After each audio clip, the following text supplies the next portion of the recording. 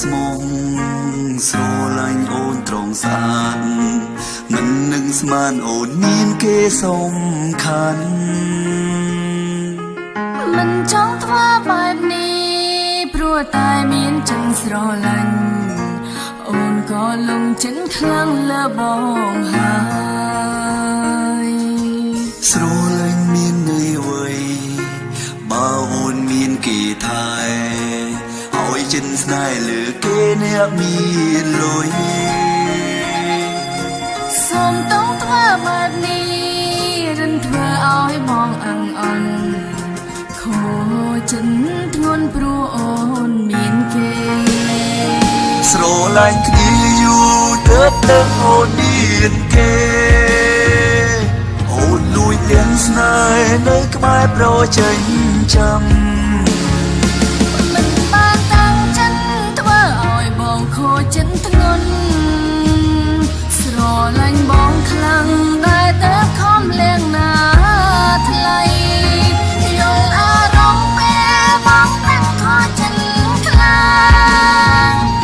តែអូនក៏ដឹងថាមិនជឿបែបនេះអូនមានគេមើលថែ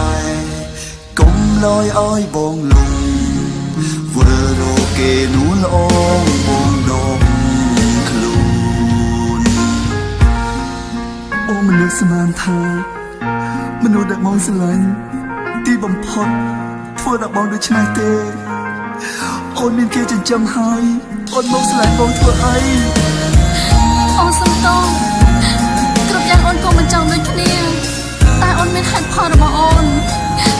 បងស្ដាប់អូនសិនបានអូនស្រឡាញ់មានន័យអ្វី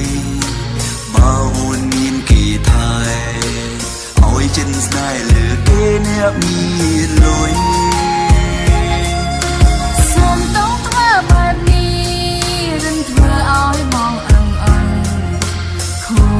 ចិនធ្ងន់ព្រោះអូនមានគេស្រឡាញ់គ្នាយូរទើបដឹងអូនមានគេអូនលួចលៀងស្នេហ៍នៅក្បែរប្រជែងចាំមិនបានតាំងចិត្តធ្វើឲ្យបងខូចិនធ្ងន់ស្រឡាញ់បងខ្លាំងតែទៅខំលៀងណាថ្លៃយល់អារម្មណ៍ពេលបងនឹងខូចិនខ្លាំងតែអូនក៏ដឹងថាមិនជឿបែបនេះ